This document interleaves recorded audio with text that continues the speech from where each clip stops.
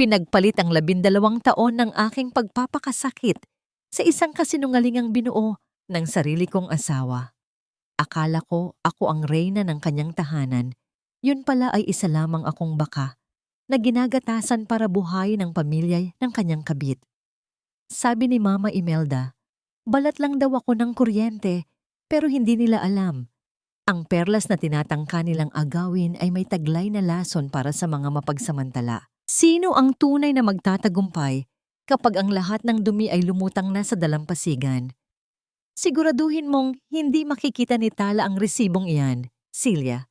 Alam mo namang napakahigpit ng biyenan mo pagdating sa pera ng talyer. Hayaan mo siyang magpakapagod sa pagkayod dahil kung hindi dahil sa mga perlas niya, paano na ang gatas at pag-aaral ni Ramil Jr. sa kabilang bayan? Ang tinig ni Mama Imelda ay parang isang matalim na karayom na direktang tumusok sa puso ni Tala. Bago pa man niya tuluyang mabuksan ang pinto ng kusina, tumigil ang mundo. Ang hanging pumasok sa kanyang mga baga ay tila naging bubog na nagdulot ng hapdi sa bawat paghinga. Sa labas, ang ulan ay malakas na humahampas sa bubong na yari sa lona, lumilikha ng isang magulo at nakatutulig na ingay na tila sumasabay sa pintig ng kanyang dibdib. Sa loob ng kusina, ang amoy ng mainit na sinigang na hipon ay humahalimuyak. Ang paboritong ulam ni Ramil na buong tiyaga niyang niluto sa kabila ng mataas na lagnat na nagpapanginig sa kanyang buong katawan. Hawak ni Tala ang isang tray ng mga sariwang prutas. Ang kanyang mga daliri ay namumuti na sa higpit ng pagkakahawak sa gilid ng kahoy. "Huwag kayong mag-alala, Ma," sagot ni Celia na may kasamang mapang-uyam na tawa na tila isang gasgas sa pandinig ni Tala. Masyadong bilib sa sarili ang asawa ni Ramil. Akala niya, siya ang reyna ng bahay na ito dahil siya ang nagpapasok ng pera. Hindi niya alam, isa lamang siyang baka na ginagatasan natin para maging komportable ang tunay na mahal ni Ramil. Nakakaawa rin, no? Akala niya sa site visit, pumupunta si Ramil tuwing weekend. Yun pala ay doon sa tunay niyang pamilya humihiga. Dahan-dahang binitiwan ni Tala ang tray sa ibabaw ng lumang kabinet sa labas ng pinto. Walang tunog ang pagbagsak ng mga prutas sa malambot na basahan, ngunit sa loob ng kanyang pagkatao may isang malakas na pagguho ang nagaganap. Ang kanyang mga tuhod ay nagsimulang manghina, tila nawalan ng buto upang itayo ang bigat ng kanyang pighati. Ang kanyang paningin ay nagsimulang lumabo. Ang bawat detalye ng kusinang iyon, ang mga mamahaling kasangkapan na siya mismo ang bumili. Ang tiles na pinag-ipunan niya mula sa pagpupuyat sa paggawa ng mga kwintas na perlas ay tila nanunuya sa kanya. 12 taon. 12 taon siyang naniwala sa mga matatamis na salita ni Ramil. 12 taon niyang tiniis ang mga pangungutya ni Mama Imelda tungkol sa pagiging masyadong busy niya sa trabaho, sa pag-aakalang bahagi lamang yon ng pagiging isang tradisyonal na biyenan. Ramdam ni Tala ang bawat patak ng pawis na humahalo sa kanyang luha. Ang lagnat na kanina lang ay nagpapainit sa kanyang balat, ay tila naging yelo na nanuot sa kanyang mga kalamnan. Ang kutsarang gamit niya sa pagtikim ng sabaw kanina ay nahulog mula sa kanyang kamay. Dahan-dahang tumama sa sahig na semento nang walang anumang ingay dahil sa kapal ng basahang nakalatag doon. Ngunit ang bawat pagtalbog nito ay tila isang malakas na sampal sa kanyang dangal. Sa kanyang isipan naglaro ang imahe ni Ramil, ang kanyang asawa na kilala sa pagiging magalang at mapagmahal. Ang lalaking laging humahalik sa kanyang noo bago umalis para sa malayong proyekto. Ngayon, ang bawat halik na yon ay lasang-lason. Ang bawat I love you ay tila isang matalas na kutsilyo na humihiwa sa kanyang pagkatao. At si Mama Imelda, ang babaeng itinuring niyang sariling ina, ang babaeng laging may hawak na rosaryo at bumubulong ng mga dasal, ay siya palang arkitekto ng kanyang pagdurusa. Napahawak si Tala sa kanyang dibdib. Sinusubukang pigilan ang pagsabog ng hikbi na nagnanais kumawala sa kanyang lalamunan. Ang sakit ay hindi lamang basta hapdi. Ito ay isang malalim at madilim na hukay na tila lalamon sa kanya ng buo. Ang mga perlas na kanyang nililinang ng may pag-ibig at pasensya sa Cebu ay tila naging mga bato na ngayon ay nakadagan sa kanyang kaluluwa. Paano nagawa ng mga taong pinag-alayan niya ng buhay na gawin siyang isang hangal sa sarili niyang tahanan? Paano naging posible na ang bawat butil ng kanin na isinusubo nila ay galing sa pawis ng babaeng palihim nilang pinagtatawanan? Tumalikod si Tala. Dahan-dahan, tila isang anino na nagnanais maglaho sa dilim ng pasilyo. Ang bawat hakbang ay parang paglalakad sa ibabaw ng nagbabagang uling. Ang kanyang katawan ay nanginginig. Hindi na dahil sa lagnat, kundi dahil sa matinding puot na unti-unting pumapalit sa kanyang pagkadurog. Habang papalayo siya sa kusina, ang huling narinig niya ay ang kalansing ng mga plato at ang malakas na tawa ni Mama Imelda. Isang katanungan ang naiwan na umaalingaw-ngaw sa bawat sulok ng kanyang naguguluhang isipan. Hanggang kailan magagawang kislapang ng kasinungalingan ang isang buhay na binuo sa dumi at pagkakanulo? At sa gitna ng katahimikan ng kanyang silid, habang ang ulan ay patuloy sa pag-iyak sa labas, nanumpa si Tala sa kanyang sarili. Ang perlas na sinubukan nilang dungisan ay hindi kailanman mawawalan ng ningning. Ngunit sa pagkakataong ito, ang ningning na yon ay magiging apoy na susunog sa lahat ng kanilang dumi. Ang sikat ng araw na pumasok sa bintana ng kanilang silid ay tila mga nanunuring mata na pilit na nagigising kay Tala mula sa isang bangungot na wala namang katapusan. Ngunit ang hapdi sa kanyang lalamunan at ang bigat sa kanyang dibdib ay nagpapaalala sa kanya na ang lahat ng narinig kagabi ay hindi lamang bunga ng kanyang lagnat. Ito ang malupit na katotohanan. Hon, are you okay? Bakit ang putla mo yata? Ang tinig ni Ramil ay puno ng mapagpanggap na pag-aalala habang inaayos nito ang kanyang kurbata sa harap ng salamin. Tumingin si Tala sa refleksyon ng kanyang asawa. Ang lalaking ito, na 12 taon niyang kapiling sa hirap at ginhawa, ay mukhang napakalinis at kagalang-galang. Isang arkitekto na tinitingala ng marami. I'm just a bit tired, Ramil. Masama pa rin ang pakiramdam ko. Mahinang sagot ni Tala. Pinipilit na huwag manginig ang boses. Sabi ko naman kasi sa'yo, huwag mo nang masyadong pagurin ang sarili mo sa talyer. You should rest. Aalis na ako. May site visit kami sa Karkar. Baka bukas na ako ng gabi makabalik. Sabi ni Ramil sabay lapit sa kanya at humalik sa kanyang noo. Dati, ang halik na yon ay nagsisilbing gamot sa lahat ng kanyang pagod. Ngayon, pakiramdam ni Tala ay hinahalikan siya ng isang ahas na may dalang lason. Pinanood niya ang pag-alis ng asawa, ang pag-atungal ng makina ng kanilang SUV na unti-unting lumayo hanggang sa muling bumalik ang nakabibinging katahimikan sa loob ng mansyon. Hindi nag-aksaya ng panahon si Tala. Sa kabila ng panghihina, nagbihis siya ng isang simpleng blusa at pantalon, nagsuot ng malaking sombrero at salamin upang hindi makilala. Kinuha niya ang susi ng kanyang lumang pickup, ang sasakyang ginagamit niya sa paghahatid ng mga perlas, at sinundan ang bakas ng kanyang asawa. Ang biyahe patungo sa kabilang bayan ay tila isang paglalakbay patungo sa kailaliman ng impyerno. Ang bawat kurbada ng daan ay nagpapabilis sa tibok ng kanyang puso. Nang makarating siya sa isang liblib, ngunit maayos na subdivision sa Karkar, nakita niyang nakaparada ang SUV ni Ramil sa harap ng isang bahay na may pinturang asul at puti. Hindi ito kasing laki ng kanilang mansyon sa Cebu City, ngunit puno ito ng buhay. May mga makukulay na banderitas at isang tarpaulin na nakasabit sa gate. Happy 5th birthday, Ramil Jr. Parang may humampas na malaking alon sa mukha ni Tala.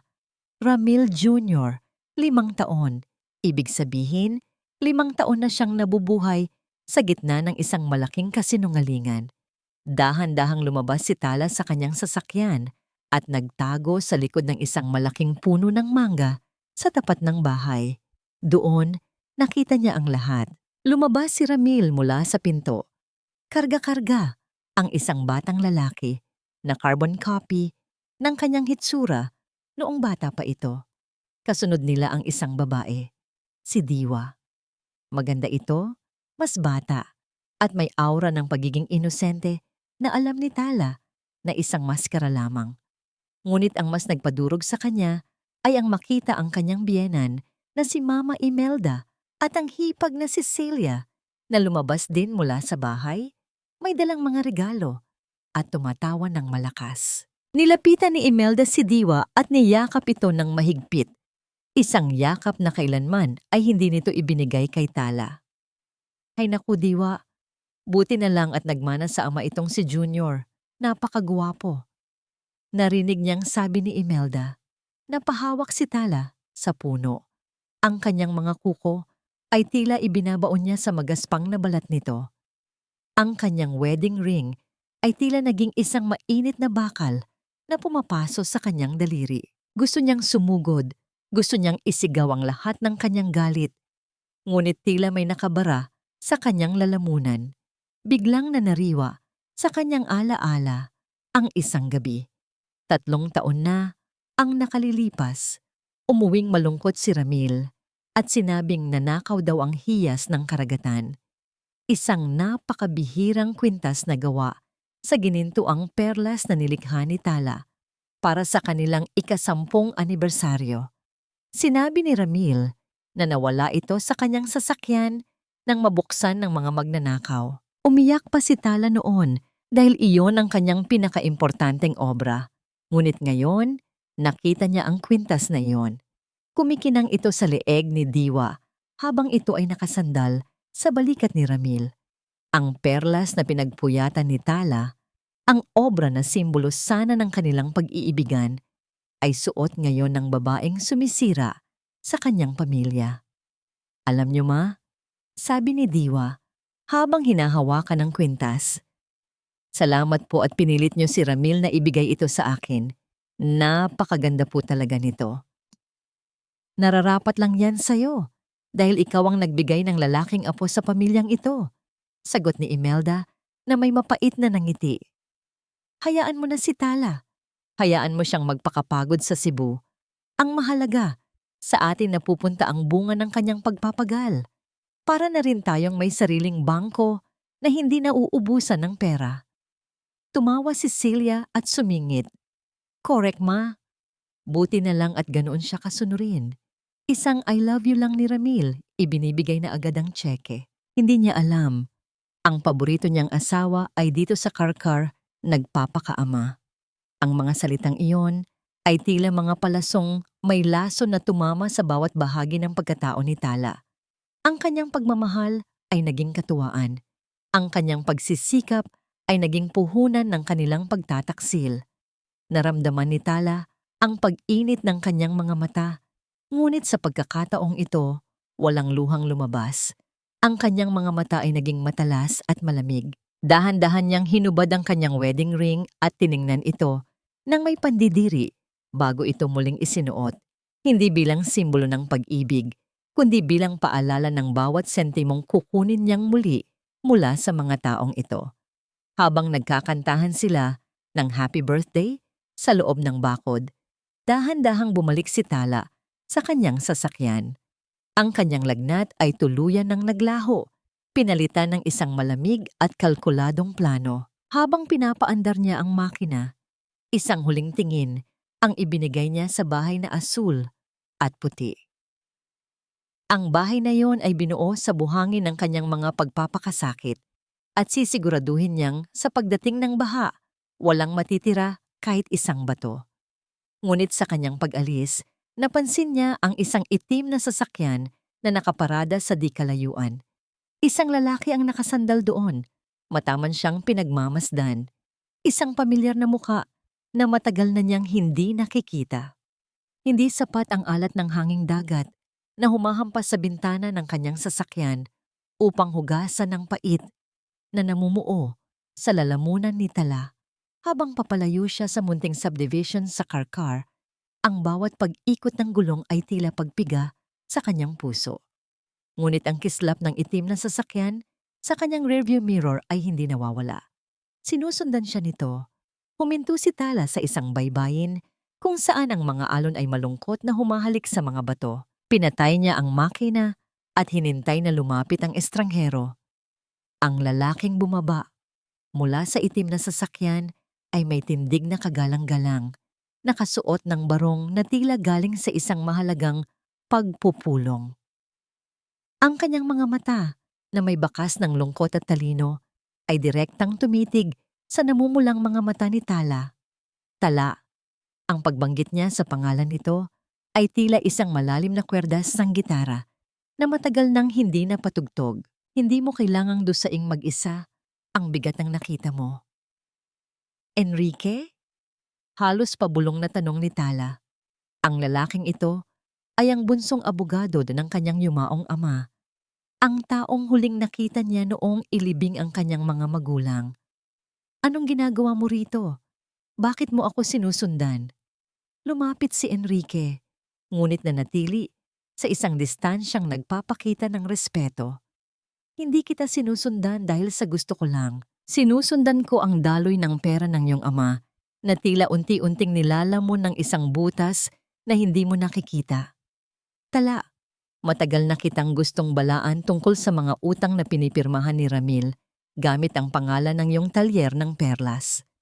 Ang malamig na hangin ay tila naging yelo sa pandinig ni Tala. Hindi lamang pala emosyonal na pagtataksilang ginagawa ni Ramil. Hinuhukay rin nito ang libingan ng kanyang kabuhayan. May mga dokumentong kailangan mong makita. Patuloy ni Enrique. Ang kanyang boses ay kalmado, ngunit puno ng awtoridad. Ang bahay na yon sa Karkar, hindi iyon binili ng cash. Naka-mortgage iyon sa isang bangko at ang ginamit na collateral ay ang lupang kinatatayuan ng iyong talyer sa Cebu. Kung hindi ka kikilos, sa loob ng 6 na buwan, mawawala sa iyo ang lahat ng pinaghirapan mo at ng mga magulang mo. Isang matalim na sakit ang gumuhit sa sentido ni Tala. Ang kanyang ama ay nagpakapagal upang itayo ang negosyo ng perlas. Naniniwala na ito ang magiging pamana niya sa kanyang kaisa-isang anak. At ngayon, ang pamanang yon ay ginagawang pambayad sa luhong ibinibigay ni Ramil sa ibang babae. Bakit mo ito ginagawa, Enrique? Bakit ngayon lang? Tanong ni Tala. Ang galit ay unti-unting humahalo sa kanyang pighati. Dahil nangako ako sa iyong ama na poprotektahan ko ang iyong interes, kahit na ang kapalit nito ay ang pananahimik ko hanggang sa maging handa ka nang makita ang katotohanan. Tala, ang katotohanan ay isang perlas na kailangang buksan mula sa loob ng isang matigas na kabibe. Masakit, pero ito lang ang magpapalaya sa iyo. Huminga ng malalim si Tala, pilit na pinapakalma ang kanyang nag-uunahang mga kaisipan. Ang kanyang pagkatao ay tila nahahati sa dalawa. Ang sugatang asawa na gustong magmura at ang anak ng negosyante na kailangang maging matalino. Tulungan mo ako, ang sabi ni Tala. Ang kanyang boses ay hindi na nanginginig. Tulungan mo akong bawiin ang lahat ng ninakaw nila sa akin, pero hindi ko muna sila haharapin. Gusto kong panoorin silang mabulok sa sarili nilang kasinungalingan. Tumango si Enrique, may bahid ng paghanga sa kanyang mga mata. Iyan ang Tala na kilala ko. Magsimula tayo sa pananahimik. Hayaan mong isipin nilang wala kang alam. Samantala, ililipat natin ang lahat ng iyong asset sa isang trust fund na hindi nila mahahawakan. Nang gabing iyon, umuwi si Tala sa kanilang mansyon na tila walang nangyari.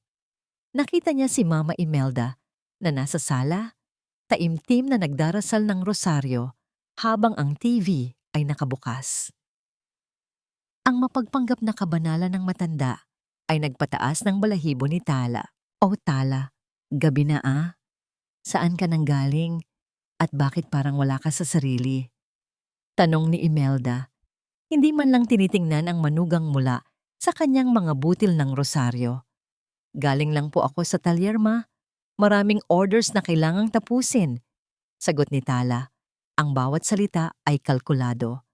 Lumapit si Tala sa kusina at nakita ang tira-tirang sinigang na niluto niya kagabi.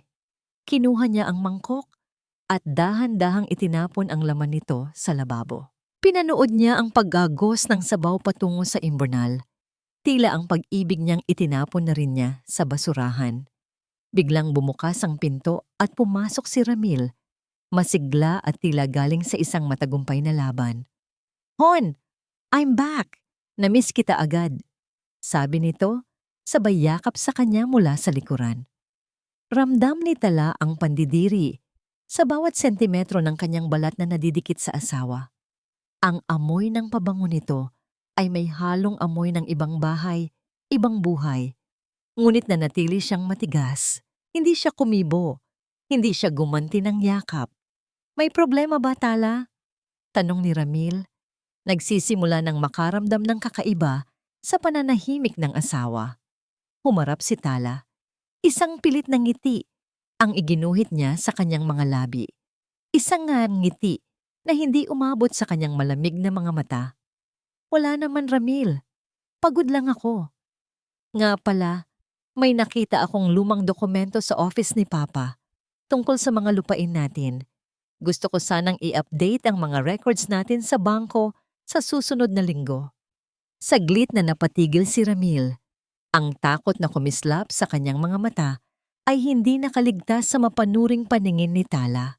Ngunit mabilis itong napalitan ng isang pekeng tawa. "Yun ba? Huwag mo na alalahanin yun, Hon. Ako na ang bahala sa mga paperworks. Mag-focus ka na lang sa design ng mga bagong jewelry collections mo." "Hindi, Ramil." Malambing ngunit may diin ang sagot ni Tala habang hinahawakan ang pisngi ng asawa. "Gusto kong ako na ang gumawa nito. Pagkatapos ng lahat, para naman ito sa kinabukasan ng ating mga anak. 'Di ba? Ayaw nating may ibang taong makikinabang sa pinaghirapan natin."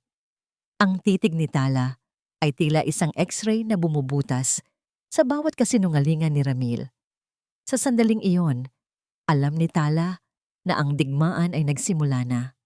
Habang papaakyat siya sa hagdan, narinig niya ang mahinang bulungan ni Ramil at Imelda sa ibaba.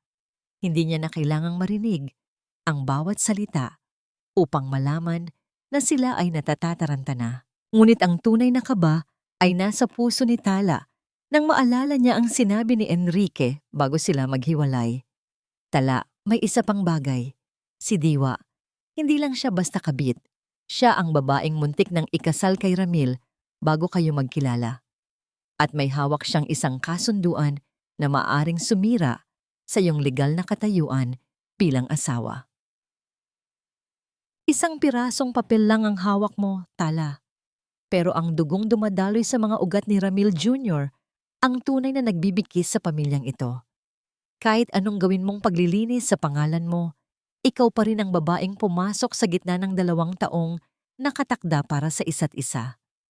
Ang mga salitang yon ni Mama Imelda na narinig ni Tala mula sa bahagyang nakabukas na pinto ng silid ng matanda ay tila mga bubog na pilit na isinasaksak sa kanyang lalamunan.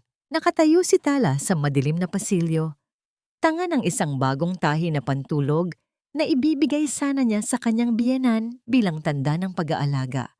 Ngunit ang bawat tahi ng tela ay tila naging mga tinik na bumaon sa kanyang palad. Ang miya-miya ng matanda ay hindi para sa kanya, kundi para sa larawan ni Diwa na hinahaplos nito sa kanyang kandungan. Ang irony ng sitwasyon ay hindi nakaligtas kay Tala habang siya ay nagpupuyat sa talyer upang bayaran ang mga gamot at luho ni Imelda. Ang matanda naman ay abala sa pagbuo ng plano kung paano siya tuluyang mapapaalis sa sarili niyang buhay.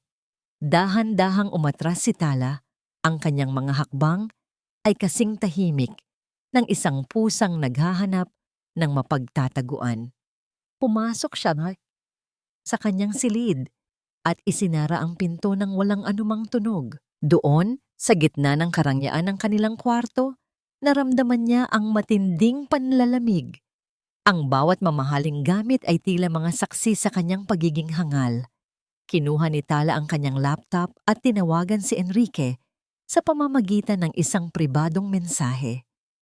Enrique, kailangan kong malaman ang tungkol sa dokumentong binanggit mo. Anong kasunduan ang meron sila bago ako dumating? Hindi nagtagal at sumagot ang abogado. Tala, may natuklasan akong record sa isang maliit na munisipyo sa Samar. Mayroong kasunduan sa kasal o isang marriage contract na nakarehistro sa pagitan ni Ramil at Diwa. 13 taon na ang nakalilipas. Ngunit may problema. Ang pirma ni Ramil doon ay tila hindi tugma sa kanyang pirma ngayon.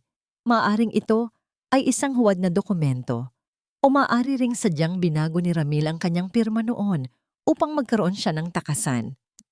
Napaupo si Tala sa gilid ng kama. Ang kanyang hininga ay naging mababaw at mabilis. Ibig mong sabihin, maaaring bigami ang kaso ko na ang 12 taon ko bilang asawa ay walang saysay sa mata ng batas? Iyan ang kinatatakutan ko, Tala. Kung mapatunayan nilang legal ang kasal nila ni Diwa, ang lahat ng ari-arian mo, pati ang talyer, ay maaaring mapunta sa kanila bilang bahagi ng kanilang conjugal property. Ginagamit ka lang nila upang payamanin ang isang pamilyang hindi mo alam na umiiral. Ang galit na kanina ay parang baga lamang ay biglang naging isang malaking sunog sa loob ni Tala. Hindi niya hahayaang makuha ng mga mapagsamantalang ito ang pamanang iniwan ng kanyang ama. Kung laro ang gusto nila, bibigyan niya sila ng isang palabas na hindi nila makakalimutan. Kinaumagahan lumabas si Tala na may suot na matamis na ngiti. Ang kanyang mga mata ay walang bakas ng puyat o pighati. Nakita niya si Celia, ang kanyang hipag, na abalang tinitingnan ang mga bagong jewelry designs ni Tala sa ibabaw ng hapagkainan. Ate Celia, mukhang nagustuhan mo ang mga bagong designs ko Masiglang bati ni Tala habang nagtitimpla ng kape. Naku Tala, napakaganda nito. Bagay na bagay ito sa akin kapag pumunta ako sa charity ball sa susunod na buwan. Pwede ko bang hiramin muna? Ang kapal ng mukha ni Celia ay tila wala ng hangganan. Lumapit si Tala at hinawakan ang kamay ni Celia. Siyempre naman ate. Sa katunayan naisip ko, bakit hindi ka muna tumira dito sa mansyon ng ilang linggo? At isama mo na rin si Mama Imelda para hindi siya malungkot. Gusto ko ring makilala ang mga kaibigan nyo. Baka may mga kailangan din silang alahas. Nagliwanag ang mukha ni Celia. Talaga Tala? Papayag ka? Alam mo naman si Mama, medyo nainip na sa kabilang bahay. Oo naman ate, pamilya tayo, di ba? Ang sa akin ay sa inyo rin. Ang bawat salita ni Tala ay lasang apdo sa kanyang sariling dila. Ngunit kailangan niyang gawin ito. Kailangan niyang ilapit ang mga kaaway niya upang mas madali niyang mabantayan ang bawat galaw nila. Ngunit may isang plano pa si Tala. Nga pala ate, may kakilala akong isang babae. Diwa ang pangalan. Nakita ko siya sa isang charity event noon. Sabi niya, mahusay daw siyang mag-alaga ng matatanda at marunong din sa gawaing bahay. Naisip ko baka pwedeng kuhanin natin siyang stay-in helper dito para matulungan kayo ni Mama. Napatigil si Celia sa paghigop ng kape. Ang takot na gumuhit sa kanyang muka ay sapat na upang kumpirmahin ang lahat ng hinala ni Tala. Diwa? Parang pamilyar ang pangalan. Pero Tala, kailangan ba talaga natin ng bagong katulong? Bakit ate? May masama ba sa pangalang Diwa? Matamis na tanong ni Tala. Ang kanyang mga mata ay nanunuot sa reaksyon ng hipag. Sabi kasi ni Ramil, kailangan natin ng mapagkakatiwalaang tao. At sa tingin ko, si Diwa ang tamang-tama para sa pamilyang ito. Nang hapong iyon, habang nag-iisa sa kanyang opisina, tinitingnan ni Tala ang isang lumang litrato nila ni Ramil.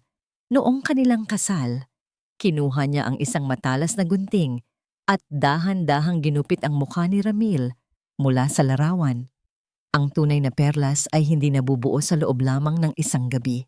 Ito ay bunga ng mahabang panahon ng pagtitiis sa loob ng isang madilim at masikip na kabibe. At gaya ng perlas, handa na si Tala na ilabas ang kanyang kinang, isang kinang na huling makikita ng mga taong nagtangka siyang sirain. Ngunit sa gitna ng kanyang pagpaplano, isang tawag mula sa paaralan ng kanyang mga anak, sina Lito at Lita, ang nagpatigil sa kanyang mundo. Mrs. Garcia, kailangan niyo pong pumunta rito sa school. May isang babaeng nagngangalang Diwa, ang pilit na sinusundo ang inyong mga anak at sinasabi niyang siya ang tunay na kamag-anak ng mga bata. Mami Diwa raw ang dapat naming itawag sa kanya dahil siya ang matalik na kaibigan ni Papa at siya ang laging nag-aalaga sa amin kapag wala ka, Mami. Ang mga salitang yon mula sa maliit na bibig ni Lito ay tila isang malakas na dagundong ng kulog na nagpabagsak sa langit ni Tala. Nakatayo siya sa harap ng gate ng paaralan. Hawak ang 2 balot ng paboritong kakanin ng mga bata na mainit pa sana niyang ibibigay bilang gantimpala sa kanilang matataas na grado. Ngunit ang init ng kakanin sa kanyang palad ay tila naging baga na pumapaso sa kanyang balat hanggang sa dahan-dahan itong nahulog sa maputik na semento nang hindi niya namamalayan. Ang kanyang mga tuhod ay nanginginig at ang bawat hibla ng kanyang pagkatao ay tila nagnanais na sumigaw. Ngunit ang tanging lumabas sa kanyang lalamunan ay isang tuyot na paghinga. Tiningnan niya si Lito at Lita, ang kanyang mga anghel, ang kanyang buhay, at sa likod nila, nakita niya ang isang babaeng nakatayo nang may kasamaang nakatago sa likod ng isang maamong mukha. Si Diwa. Nakasuot ito ng isang simpleng bestida, mukhang inosente at mapagkumbaba, habang hawak ang mga bag ng kanyang mga anak.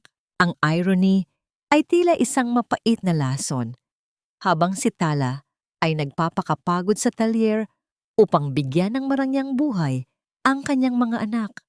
Ang babaeng ito naman ay dahan-dahang ninanakaw ang kanilang mga puso gamit ang mga kasinungalingang binalot sa tamis. Tala, pasensya ka na. Nakita ko kasing medyo matagal ang sundo nila, kaya minarapat ko nang samahan muna ang mga bata. Ang boses ni Diwa ay malambing, tila isang awit na puno ng panlilinlang. Sabi ko sa kanila, huwag silang matatakot sa akin dahil pamilya rin ako. Lumapit si Tala. Ang bawat hakbang ay tila pagtapak sa mga matatalas na tinik. Hindi niya tiningnan si Diwa. Sa halip, hinawakan niya ang mga kamay ni Lito at Lita nang mahigpit, hindi upang saktan, kundi upang masiguro na nandoon pa rin ang kanyang mga anak sa kanyang piling. Ang kanyang puso ay nag-aalimpuyo sa galit, ngunit ang kanyang mukha ay nanatiling parang isang estatwa ng perlas, malamig, matigas, at hindi matitinag. Salamat sa pagmamalasakit mo, Diwa. Ang tugon ni Tala, ang bawat salita ay may talim na tila kayang humiwa ng bakal. Ngunit ang pamilya ko ay may sariling daloy at ang mga ligaw na tubig ay hindi kailanman dapat humalo sa amin. Humarap si Tala kay Diwa at sa loob ng ilang segundo, ang kanilang mga mata ay nagtagpo sa isang tahimik ngunit madugong labanan. Nakita ni Tala ang tagumpay sa mga mata ni Diwa, ang pag-aakalang nakuha na nito ang loob ng mga bata. Ngunit hindi alam ng huli na ang isang sugatang ina ay mas mapanganib kaysa sa anumang unos. Nga pala, Diwa, patuloy ni Tala na may isang nakakatakot na ngiti. Naalala mo ba ang alok ko sa'yo? Ang maging stay-in helper sa aming mansyon? Dahil sa ipinakita mong pagmamahal sa mga anak ko ngayong araw, tingin ko ay nararapat lang na tanggapin mo na ang trabaho. Gusto kitang makasama sa ilalim ng iisang bubong para mas mabantayan ko kung paano mo inaalagaan ang pamilya ko. Nakita ni Tala ang panandaliang pagkagulat sa mga mata ni Diwa. Hindi nito inaasahan na ang biktima ay siya pang magbubukas ng pinto ng sariling kuta. Ang takot at pag-aalinlangan ay gumuhit sa mukha ng kabit. Ngunit ang kislap ng kasakiman ay mas naging matimbang. Kung yan ang gusto mo, Tala, malugod kong tatanggapin, sagot ni Diwa. Ang kanyang boses ay nanginginig sa pagitan ng kaba at katuwaan.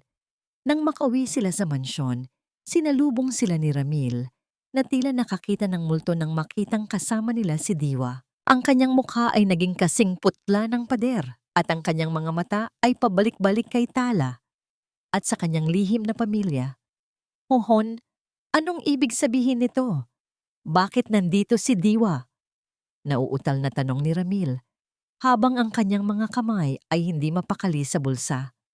Mula ngayon, Ramil, si Diwa na ang magsisilbing katuwang ni Mama Imelda at Ate Celia sa bahay. Kalmadong sagot ni Tala habang dahan-dahang hinuhubad ang kanyang alahas sa harap ng salamin sa sala. Hindi ba't sabi mo ay kailangan natin ng taong mapagkakatiwalaan? At sino pa ba ang mas mapagkakatiwalaan kaysa sa babaeng pamilya na ang turing sa inyo? Ang katahimikan sa loob ng sala ay tila isang lubid na unti-unting sumasakal sa leeg ni Ramil. Nakita ni Tala ang palitan ng tingin ni na Mama Imelda at Diwa, isang tingin ng tagumpay para sa kanila. Ngunit para kay Tala, ito ang simula ng kanilang pagkakakulong. Ngunit ang gabi ay hindi natapos sa katahimikan. Habang nag-iisa si Tala sa balkonahe, tinitingnan ang malawak na dagat. Naramdaman niya ang presensya ni Enrique sa kanyang tabi. Hindi niya kailangang lumingon upang malaman na may masamang balita itong dala. Tala, kailangan mong mag-ingat. Mahinang bulong ni Enrique. Ang kanyang tinig ay puno ng babala. Hindi lang basta pag-aalaga sa bata ang ginawa ni Diwa sa paaralan. May nakuha akong impormasyon na nag-apply na siya para sa legal na pagpapalit ng apelyido ni Ramil Jr. At ang ebidensyang ginamit niya ay ang pekeng marriage contract na hawak niya. Ramdam ni Tala ang panlalamig ng kanyang buong katawan. Ang lason ay hindi na lamang nasa loob ng bahay. Ito ay unti-unti nang kumakalat sa bawat sulok ng kanyang legal na pagkatao. Ngunit ang mas nagpahinto sa kanyang hininga ay ang huling sinabi ng abogado. At may isa pa, ang mga bata. Sina Lito at Lita. May nakakita kay Diwa na kinukuhanan ng sample ng buhok ang mga anak mo habang wala ka. Tala, sinusubukan niyang patunayan na hindi si Ramil ang tunay na ama ng mga anak mo upang tuluyan kang mawalan ng karapatan sa lahat ng ari-arian. Ang puso ni Tala ay tila biniyak ng isang matalim na palakol. Ang kanyang pagkatao ay binuo sa pag-ibig para sa kanyang mga anak. At ang pagtangka ang dungisan ang kanilang pagkatao ay ang pinakamabigat na kasalanang maaaring gawin ng sinuman.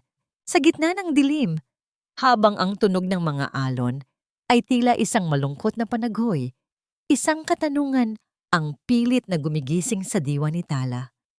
Hanggang saan ang kayang gawin ng isang ina kapag ang mismong dugo ng kanyang mga anak ang sinisimulang lasunin ng mga kaaway na pinatuloy niya sa kanyang sariling tahanan?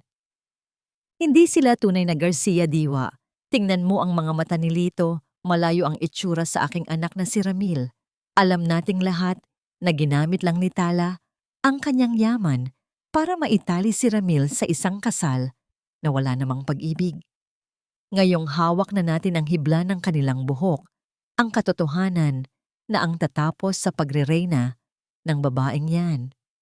Ang boses ni Mama Imelda ay tila isang malamig na hangin galing sa sementeryo na bumasag sa katahimikan ng hapon. Nakatayo si Tala sa likod ng makapal na kurtina ng komedor. Hawak ang isang tray ng mainit na tsaa at mga kakani na sadyang inihanda niya para sa merienda ng kanyang biyenan. Ang init ng tasa ay unti-unting lumalagos sa kanyang balat. Ngunit sa loob ng kanyang dibdib, may isang bahagi ng kanyang puso ang tila tuluyan ng naging yelo. Ang miya-miya ng kanyang sariling biyenan ay hindi lamang isang insulto. Ito ay isang lason na nagnanais bumura sa dangal ng kanyang mga anak. Naramdaman ni Tala ang pagbigat ng kanyang mga talukap. Ngunit pinigilan niya ang pagpatak ng luha. Ang kanyang mga daliri ay humigpit sa tray hanggang sa mamuti ang kanyang mga kuko. Ang pakiramdam ng pagtataksil ay tila isang malapot na putik na dahan-dahang lumulunod sa kanya. Bawat hininga ay isang pakikibaka laban sa pagsisikip ng kanyang lalamunan. 12 taon niyang inalagaan ang matandang ito. 12 taon niyang ibinigay ang lahat ng luho, ang pinakamagagaling na doktor, at ang walang sawang pag-unawa. At ngayon, ang kabayaran ay ang tangkaing itanggi ang dugo ng kanyang sariling mga apo. Dahan-dahang lumabas si Tala mula sa kanyang pinagtataguan. Ang kanyang mukha ay isang maskara ng kapayapaan na itinago ang nagngangalit na bagyo sa loob. "Ma, narito na po ang merienda niyo." Ang boses ni Tala ay kalmado, tila isang lawa na walang anumang alon sa kabila ng malalim na kailaliman. Napatigil sa pag-uusap sina Imelda at Diwa. Ang gulat sa kanilang mga mata ay mabilis na napalitan ng mapagpanggap na ngiti. Si Diwa, na nakasuot ng uniforme ng katulong, ay agad na lumapit upang kunin ang tray mula kay Tala. "Salamat, Tala. Napakabuti mo talagang manugang. Sinasabi ko nga rito kay Diwa na dapat siyang matuto sa'yo kung paano magsilbi sa pamilya," sabi ni Imelda habang kinukuha ang isang piraso ng kakanin. Ang kanyang mga kamay na may hawak na rosaryo ay tila hindi nababahala sa kasalanang kasasabi pa lamang. "Sinisigurado ko lang po na lahat ay nasa tamang lugar, Ma," tugon ni Tala. Ang kanyang tingin ay direktang nakatitig sa mga mata ni Diwa. Dahil sa bahay na ito, ang bawat dumi ay kailangang malinis bago pa ito maging sanhi ng sakit. Yumuko si Diwa, ngunit nakita ni Tala ang mapanuyang ngiti sa mga labi nito. Isang ngiting nagsasabing hawak na nila ang alas. Nang hapong iyon, habang ang mga bata ay abala sa kanilang takdang aralin, nagpunta si Tala sa kanyang talyer sa loob ng mansyon. Kinuha niya ang isang napakagandang perlas na ginagawa niya, isang Black South Sea Pearl na tila sumisipsip ng liwanag sa paligid nito. Hinawakan niya ito ng mahigpit. Gaya ng perlas na ito, ang kanyang sakit ay naging isang matigas na panangga. Biglang tumunog ang kanyang telepono. Isang mensahe mula kay Enrique. "Tala, dumating na ang paunang ulat mula sa lab na pinagdalhan ni Diwa ng sample. May kasabwat silang doktor. Babaguhin nila ang resulta upang lumabas na negative ang DNA ni Ramil sa mga bata. Kailangan nating kumilos bago nila ito isampa sa korte." Ang galit ni Tala ay tila naging isang malamig na apoy. Hindi niya hahayaang magtagumpay ang kasamaan sa loob ng kanyang sariling kuta. Tinawagan niya si Enrique. "Enrique, ituloy mo ang plano. Hayaan mong isipin nilang nagtatagumpay sila. Pero gusto kong kumuha ka ng ibang sample ngayong gabi rin. Hindi buhok, kundi dugo. At gusto kong gawin mo ito sa paraang hindi nila malalaman." "Naiintindihan ko, Tala, pero mag-ingat ka." Si Ramil ay nagsisimula ng maging desperado dahil sa mga utang niya. Maaaring gumawa siya ng hakbang na hindi natin inaasahan, babala ng abogado. Pagbaba ng telepono, narinig ni Tala ang tawanan mula sa sala. Ang tunog ng saya ng kanyang pamilya ay tila isang mapait na biro. Pumunta siya sa kusina upang kumuha ng tubig, ngunit napatigil siya nang makita si Ramil na seryosong nakikipag-usap kay Diwa sa madilim na sulok ng laundry area. Hindi sila nakakakita, kaya nanatiling anino si Tala. "Kailangan na nating matapos ito, Diwa," bulong ni Ramil. Ang boses ay puno ng takot. "Ang bangko, tumatawag na sila. Kung hindi natin mapapatalsik si Tala, sa lalong madaling panahon, mawawala ang lahat, pati ang bahay niyo sa Karkar." "Huwag kang mag-alala, Ramil," sagot ni Diwa habang hinahaplos ang braso ng lalaki. "Sa oras na lumabas ang resultang hawak natin, mawawalan siya ng karapatan bilang asawa at ina. Ikaw ang magiging guardian ng mga bata at ng lahat ng ari-arian niya. Magiging akin ka na rin." Sa wakas, hinila ni Ramil si Diwa at mabilis itong hinalikan. Isang halik na puno ng pagkakanulo na naganap sa loob ng bahay na itinayo ni Tala mula sa kanyang sariling pagpapakasakit. Tinalikuran sila ni Tala. Ang kanyang mga hakbang ay tila pagtapak sa hangin. Pumasok siya sa silid ng kanyang mga anak at pinanood ang mga itong mahimbing na natutulog.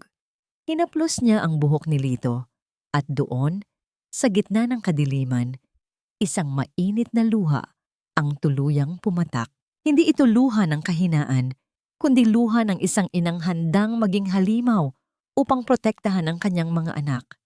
Lalabas siya ng kwarto nang mapansin niya ang isang maliit na sobreng nakasiksik sa ilalim ng una ni Lita.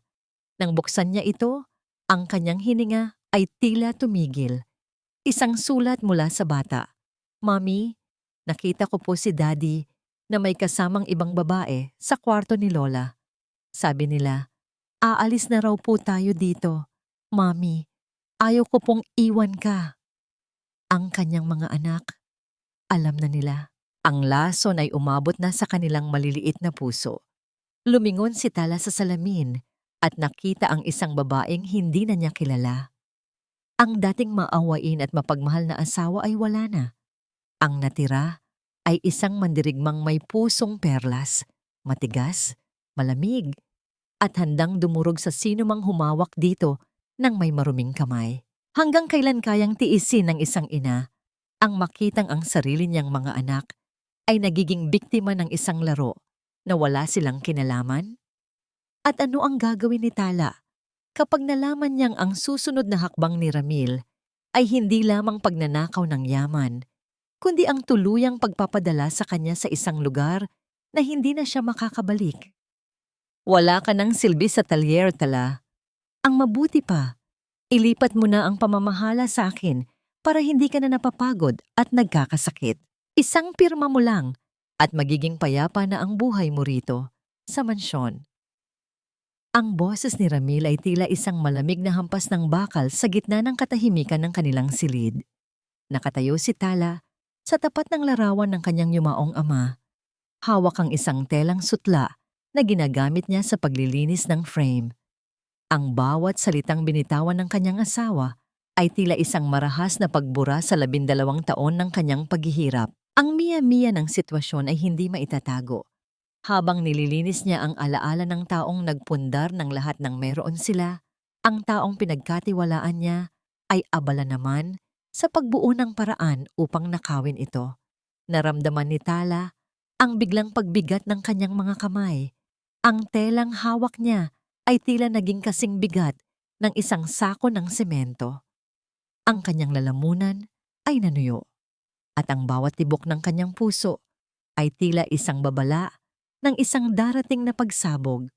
Ngunit hindi siya lumingon. Pinanatili niya ang kanyang paningin sa mga mata ng kanyang ama sa larawan, humihingi ng lakas na hindi niya alam kung nasaan pa. Expansion ba ang tawag mo sa paglilipat ng lahat ng ari-arian sa pangalan mo, Ramil? Mahinang tanong ni Tala. Ang boses ay kasing lamig ng simoy ng dagat sa madaling araw. Narinig niya ang buntong hininga ni Ramil. Isang tunog ng pagkainip na tila siya ang biktima sa usapang ito. Para sa ating lahat ito, Honorable. Para sa kinabukasan ni Lito at Lita. Alam mo namang mas kabisado ko ang takbo ng negosyo ngayon. Huwag mo nang pahirapan ang sarili mo. Dahan-dahang humarap si Tala. Wala ni bahid ng emosyon ng kanyang mukha. Isang perpektong maskara ng mahabang pagtitiis. Ang negosyong ito ay itinayo sa dugo at pawis ng aking ama. Ramil, malamig niyang sagot. Ang bawat perlas na lumalabas sa talyer ay may kwento ng sakripisyo ko. At ngayon, gusto mong pirmahan ko ang papeles na magtataboy sa akin sa sarili kong tahanan? Hindi iyan ganon, Tala. Putol ni Ramil. Pilit pinipigil ang inis. Huwag mo akong gawing bulag. Mariing tugon niya. Hindi ako papayag na basta na lang ako itulak palabas para ikaw ang umupo sa trono. Tumigil ka nga sa pagiging madrama, Tala. Sigaw ni Ramil. Ngunit sa unang pagkakataon, siya ang mukhang natataranta. Ang boses ni Ramil ay tumaas ng bahagya, nawawala na ang maskara ng pagiging maunawain. Pirmahan mo ang dokumentong ito bago pa maging huli ang lahat. Iniwan siya ni Ramil na may dalang banta sa bawat hakbang nito palabas ng silid. Naiwan si Tala na nanginginig. Ang kanyang buong pagkatao ay tila isang basag na salamin na pilit niyang pinagdudugtong. Pumasok siya sa banyo at binuksan ang gripo, hinayaang malunod ng tunog ng tubig ang kanyang mga hikbi na hindi na niya mapigilan. Ang bawat patak ng tubig ay tila sumasabay sa kanyang mga luha. Isang tahimik na panaghoy ng isang pusong sobra ng nasaktan. Nang gabing iyon, naganap ang isang hapunan na tila isang dula-dulaan sa loob ng mansyon. Nakaupo si Mama Imelda sa kabisera, katabi si Ate Celia na abalang tinitingnan ang isang mamahaling relo na alam ni Tala na galing sa pera ng talyer. Si Diwa naman ay nakatayo sa gilid, nagsisilbi ng pagkain ng may mapagkumbabang anyo. Ngunit ang kanyang mga mata ay palaging nakamasid sa bawat galaw ni Tala. Napakasarap ng luto mo ngayong gabi, Diwa. Papuri ni Imelda na may kasamang malawak na ngiti. Buti na lang at nandito ka na para alagaan kami. Ang hirap kasi kapag ang may bahay ay palaging wala at inuuna ang trabaho. Tumungo si Diwa, tila nahihiya. Salamat po, Mami Imelda. Masaya po akong makatulong sa pamilya niyo. Tiningnan ni Tala ang kanyang mga anak, sina Lito at Lita, na tahimik na kumakain. Nakita niya ang takot sa kanilang mga mata, ang pag-aalinlangan kung sino ang dapat nilang pagkatiwalaan sa loob ng sarili nilang tahanan. Isang golden moment ang naganap ng abutin ni Lita ang kamay ni Tala sa ilalim ng mesa at pisilin ito ng mahigpit. Isang tahimik na mensahe ng pagdamay mula sa isang batang biktima rin ng kaguluhan. Biglang nagsalita si Ate Celia, bumasag sa tensyon. Nga pala, Tala, may nakita akong magandang pwesto sa mall. Naisip ko, baka pwedeng doon nating ilagay ang bago mong koleksyon. Ako na ang magpapatakbo para mabigyan naman ako ng pagkakaabalahan. Alam ni Tala ang ibig sabihin nito. Isa na namang paraan upang bakaon ang kanyang kita. Pag-iisipan ko, Ate Celia. Sagot niya nang hindi tumitingin. Pagkatapos ng hapunan, nakatanggap si Tala ng tawag mula kay Enrique. Lumabas siya sa balkonahe upang makipag-usap ng palihim. Tala, may masamang balita. Nakita ng aking investigator si Celia na nasa isang pawn shop kanina. Isinasanla niya ang hiyas ng karagatan, ang peking version na ginawa mo para iligaw sila. Pero ang problema, may nakakita rin sa kanya na kasama ang isang tauhan ni Ramil. Mukhang nagpaplano silang ibenta ang talyer nang hindi mo alam sa pamamagitan ng mga palsipikadong dokumento. Ang puso ni Tala ay tila tumigil sa pagtibok. Ang kanyang plano ay unti-unti nang nagkakaroon ng mga bitak. Kung makuha nila ang talyer bago niya mailipat ang mga assets sa trust fund, mawawala ang lahat. Kailan nila balak gawin ito, Enrique? Tanong ni Tala. Ang kanyang boses ay puno ng determinasyon. Sa darating na pista, Tala, habang abala ang lahat, balak nilang ipapirma sa iyo ang mga final papers sa ilalim ng impluensya ng gamot na balak nilang ihalo sa iyong inumin. Narinig ito ng isa nating impormante sa loob ng bahay. Ramdam ni Tala ang matinding panganib. Ang mga taong ito ay hindi lamang magnanakaw. Sila ay mga mamamatay tao sa paraang hindi gumagamit ng sandata. Ngunit sa gitna ng kanyang takot, isang kaisipan ang nagbigay sa kanya ng pag-asa. Bumalik si Tala sa loob ng bahay at nakita si Diwa na papasok sa silid ni Ramil. Nakita niya ang pag-abot ni Ramil ng isang maliit na vial kay Diwa. Isang vial na may lamang malinaw na likido. Ang lason na gagamitin sa kanya. Pumasok si Tala sa kanyang opisina at kinuha ang orihinal na dokumento ng talyer. Sa ilalim ng bawat pahina, may nakatagong watermark na siya lang ang nakakaalam. Isang lihim na seguridad na iniwan ng kanyang ama. Hindi niyo ako matatalo sa sarili kong laro. Bulong ni Tala habang tinitingnan ang dilim sa labas.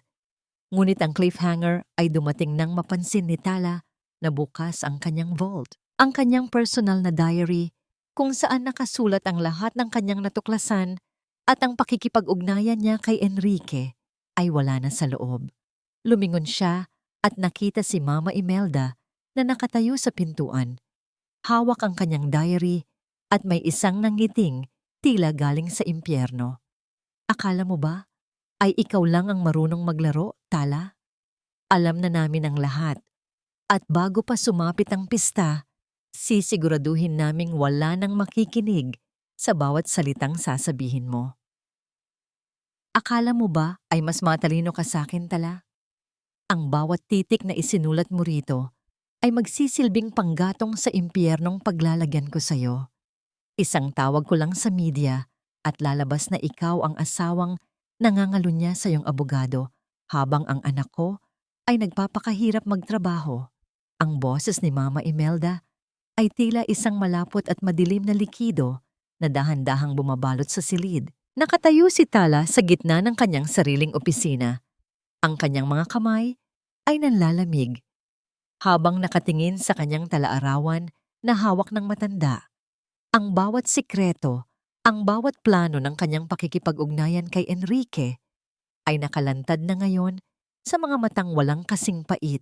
Ang irony ng sitwasyon ay tila isang malakas na sampal. Sa dingding ng opisina ay nakasabit ang isang replika ng krus na madalas dasalan ni Imelda. Ngunit sa ilalim nito, ang matanda ay nagpapakita ng ugaling mas masahol pa sa mga taong walang kinikilalang Diyos. Ramdam ni Tala ang pagsikip ng kanyang dibdib. Ang bawat hininga ay tila paglunok ng mga bubog. Ang kanyang pakiramdam ay tila isang hayop na nasokolon sa isang sulok, walang takasan, habang ang mga taong pinag-alayan niya ng buhay ay handa na siyang lapain. Ma, ibalik niyo sa akin yan, mahinang sabi ni Tala. Pilit na pinatitibay ang kanyang boses sa kabila ng pangangatog ng kanyang mga tuhod. Ibalik? Isang mapait na tawa ang kumawala sa tuyot na labi ni Imelda. Ibibigay ko ito kay Ramil. At bago sumapit ang bukas, sisiguraduhin kong wala ka ng mukhang ihaharap sa mga anak mo. Sino ang maniniwala sa isang baliw na asawa? Dahil yan ang gagawin namin sa'yo, Tala. Ipapasok ka namin sa isang institusyon kung saan hindi mo na makikita ang liwanag ng araw. Pumasok si Ramil sa silid, hindi man lang kumatok. Ang kanyang mukha ay wala ng bahid ng pagmamahal, tanging ang lamig ng kasakiman ang natitira. Tama si Mama, Tala. Masyado ka ng stress sa trabaho. Nag-ayos na kami ng mga papeles para sa iyong gamutan. Isang pirma mo lang sa transfer of rights at hahayaan ka naming mamahinga ng tahimik. Ang pagtataksil ay tila isang malakas na agos na tuluyang tumangay sa huling pag-asa ni Tala. Ang kanyang asawa, ang ama ng kanyang mga anak, ay handang itanggi ang kanyang katinuan para lamang sa yaman. Naramdaman ni Tala ang pag-init ng kanyang mga mata, ngunit pinigilan niya ang pagpatak ng luha. Ang galit na kanina ay nag-aapoy ay naging isang malamig at matalas na yelo sa kanyang puso. Sa gitna ng tensyon, narinig nila ang mahinang kumatok sa pinto. Pumasok si Lola Basyang, ang matandang buoem na matagal nang naninilbihan sa pamilya ni Ramil. May dala itong tray ng kape. Ang kanyang mga kamay ay nanginginig. Ngunit ang kanyang mga mata ay may kakaibang kinang. Ma'am, sir, narito na po ang kape para sa inyong pag-uusap, mahinang sabi ni Lola Basyang. Sa isang golden moment, habang inilalapag ng matanda ang tasa sa harap ni Tala, bahagya nitong hinawakan ang kanyang daliri at mabilis na isiniksik ang isang maliit na papel sa ilalim ng platito. Isang tahimik na alyansa sa gitna ng digmaan. Umalis ang matanda at naiwan ang tatlo sa isang nakabibinging katahimikan. Hindi nagtagal at lumabas din ang mag-ina. Bitbit ang diary ni Tala, iniwan siyang nakakulong sa sariling opisina. Mabilis na kinuha ni Tala ang papel mula sa ilalim ng tasa. Huwag kang iinom ng kahit ano bukas sa pista. Ang bata sa karkar, hindi dugo ng iyong asawa. May dokumento ako sa ilalim ng lumang aparador sa bodega. Mag-ingat ka, anak. Ang hininga ni Tala ay tila bumalik ng mabasa ang sulat. Isang liwanag sa gitna ng kadiliman. Ngunit ang kaba sa kanyang dibdib ay hindi nawala ng maalala ang paghahandang ginagawa sa labas para sa pista ni Senyor Santo Niño. Ang bawat banderitas na ikinakabit ay tila mga bitag na naghihintay sa kanya. Kinabukasan, ang mansyon ay puno ng tao. Ang amoy ng litson at iba't ibang pagkain ay humahalimuyak. Ngunit para kay Tala, ang bawat amoy ay tila amoy ng kamatayan. Nakasuot siya ng isang maringal na terno. Ang kanyang mga perlas ay kumikinang sa ilalim ng sikat ng araw. Itinago ang katotohanang siya ay isang bilanggo sa sariling tahanan.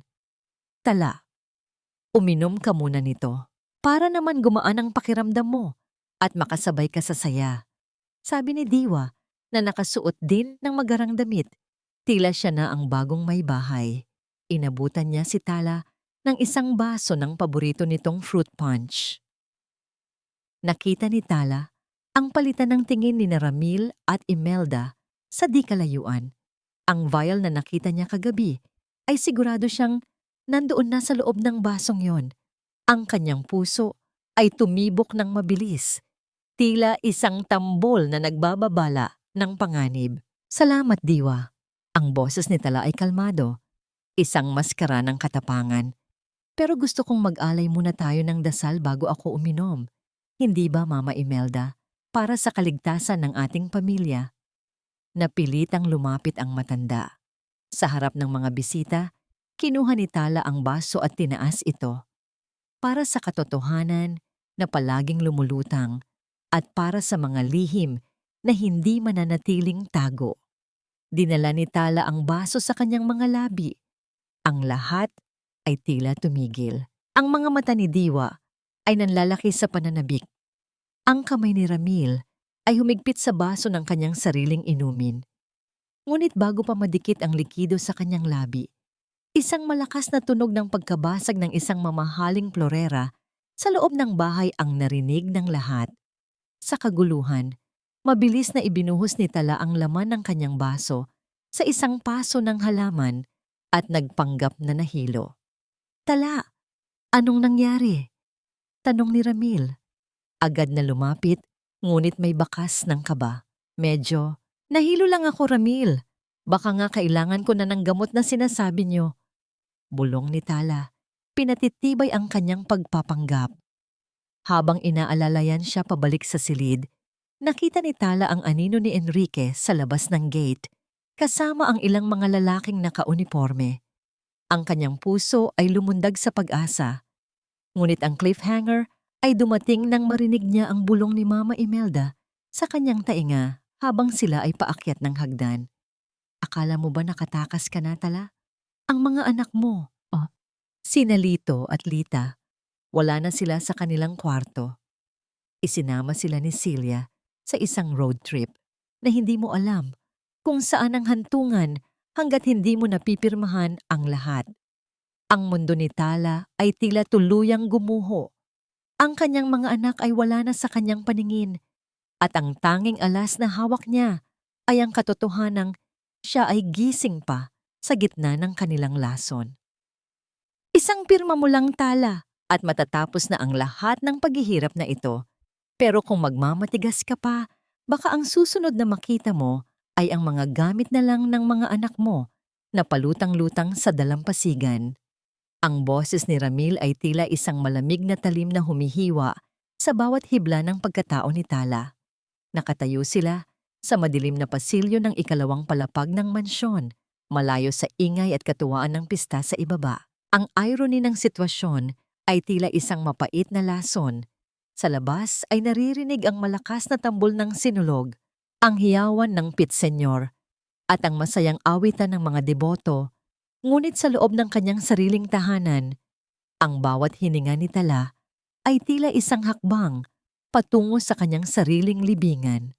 Ramdam ni Tala ang panlalamig ng kanyang mga daliri, isang panginginig na nagsisimula sa kanyang kaibuturan at lumalabas sa kanyang balat.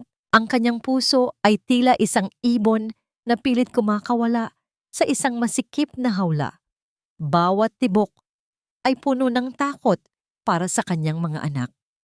Ang bawat dekorasyong inilagay niya para sa pista, ang mga makukulay na banderitas na nakasabit sa bintana ay tila mga kadenang nagpapaalala sa kanya ng kanyang pagkakabilanggo. Nasaan ang mga anak ko, Ramil? Mahinang tanong ni Tala. Ang boses ay tuyot at puno ng pighati. Paano mo nagawang gamitin ang sarili nating dugo para lang sa pera? Pera? Isang mapanguyam na tawa ang kumawala sa mga labi ni Ramil habang iniaabot ang isang ballpen. Hindi lang ito tungkol sa pera, Tala. Tungkol ito sa kalayaan. Kalayaan ko mula sa anino mo, mula sa kayamanan ng tatay mo na palaging ipinamumukha sa akin na wala akong kwenta. Lumapit si Mama Imelda. Ang kanyang mga kamay na may hawak na rosaryo ay nakapatong sa balikat ni Ramil. Tila isang aninong nagbibigay ng basbas sa kasamaan. Huwag ka ng maraming salita. Tala, pirmahan mo na ang transfer of rights ng talyer at ng mansyon. Kapag natapos na ang notaryo, ituturo namin sa iyo kung saang beach resort dinala ni Celia ang mga bata. Ang bawat segundo ay tila isang taon sa pakiramdam ni Tala. Ang kanyang isipan ay naglalakbay sa mukha ni Lito at Lita. Ang kanilang mga tawa, ang kanilang mga yakap bago matulog. Ang ideya na sila ay nasa panganib sa kamay ng sarili nilang tiyahin ay tila isang malakas na suntok sa kanyang sikmura. Ang kanyang pagkatao ay dahan-dahang nadudurog, tila isang kabibe na pinupukpok ng malalaking bato. Ngunit sa gitna ng kanyang kawalan ng pag-asa, biglang sumagi sa kanyang isip ang sulat ni Lola Basyang. Ang bata sa karkar, hindi dugo ng iyong asawa. Huminga ng malalim si Tala, pilit na pinatitigas ang kanyang kalooban.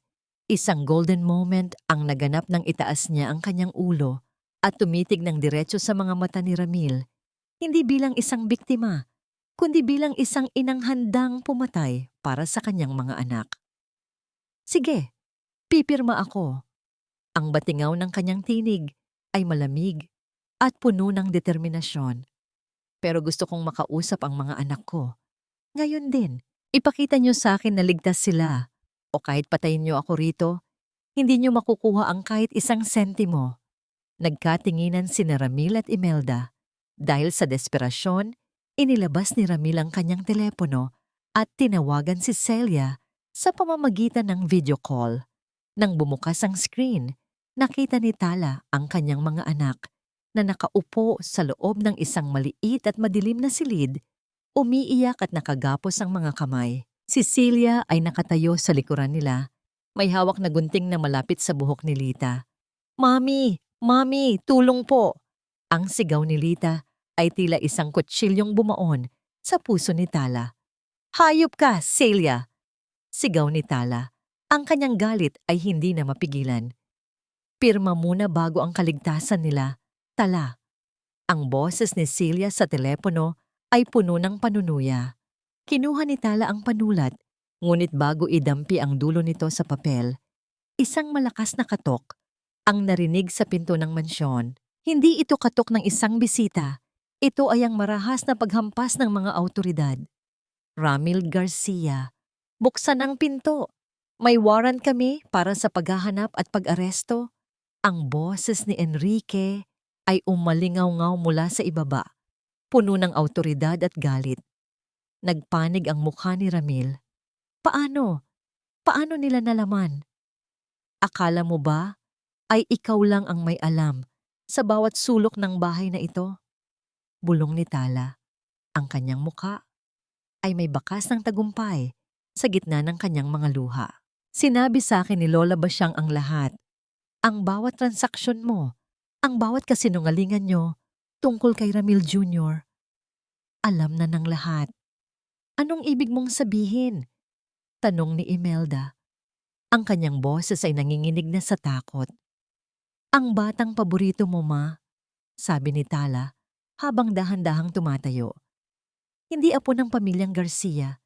Ginamit lang kayo ni Diwa para magkaroon ng tagapagtustos. At habang abala kayo sa pagnanakaw sa akin, ang tunay mong manugang ay abala sa pakikipagkita sa tunay na ama ng bata. Ang katahimikan sa pasilyo ay tila naging isang malakas na pagsabog. Ang mukha ni Imelda ay naging kasing putla ng bangkay, habang si Ramil ay tila nawalan ng lakas sa kanyang mga binti. Sa sandaling iyon, ang pinto ng mansyon ay nabuksan at pumasok si Enrique kasama ang mga pulis, ngunit ang panganib ay hindi pa natatapos. Hawak pa rin ni Celia ang mga bata sa telepono. "Huwag kayong lalapit!" Sigaw ni Ramil. Sa tindi ng kanyang pagkataranta, mabilis niyang dinampot ang matulis na letter opener sa mesa at itinapat iyon sa gilid ng kanyang leeg. "Paikutin mo sila, Tala! Paalisin mo sila rito! Kung hindi, uutusan ko si Celia na saktan ng mga bata." Napahinto ang lahat. Huminto ang mga yabag sa pasilyo. Maging ang mga gwardiya ay natigilan, tila walang sino mang makagawa ng susunod na galaw. Ang hangin sa loob ng gusali ay naging mabigat, parang bawat paghinga ay may dalang banta. Nakatayo si Tala, bahagyang nanginginig ang mga kamay, ngunit hindi bumibitaw ang kanyang titig. Sa sandaling iyon, malinaw niyang nakita. Hindi galit ang namamayani kay Ramil, kundi matinding takot. Takot na mawalan ng kapangyarihan. Takot na tuluyang malantad ang katotohanan. Tumingin si Tala sa screen ng telepono sa kanyang mga anak na nagmamakaawa. At pagkatapos ay kay Ramil na tuluyan ng nilamon ng kanyang sariling kadiliman. Ang bawat tambol sa labas ay tila naging tibok ng isang orasan na nagbibilang ng huling sandali. Hanggang saan ang kayang isakripisyo ng isang ina kapag ang kaligtasan ng kanyang mga anak ay nakasalalay sa isang lalaking wala ng anumang mawawala. At anong sikreto pa ang itinatago ni Enrique na maaaring maging huling alas upang mabawi ang mga bata bago pa maging huli ang lahat. Patayin mo na ako, Ramil, pero hinding-hindi mo na makukuha ang kaluluwa ng pamilyang ito. Ang bawat sentimong ninakaw nyo ay may bahid ng sumpa ng aking ama. At ngayong gabi, ang sumpang iyan ang tatapos sa inyo. Ang tinig ni Tala ay hindi na nanginginig. Ito ay malamig, matigas, at puno ng isang uri ng kapangyarihang nagmumula sa isang pusong wala nang ititira dahil naibigay na ang lahat. Nakatayo siya sa gitna ng pasilyo. Ang kanyang anino ay humahaba sa ilalim ng madilim na ilaw. Habang sa labas, ang ingay ng tambol ng sinulog ay tila isang mabilis na tibok ng pusong nagbababala ng kamatayan. Ang irony ng sandaling ito ay tila isang mapait na tawa ng tadhana. Sa kalsada, ang mga tao ay sumasayaw para sa himala.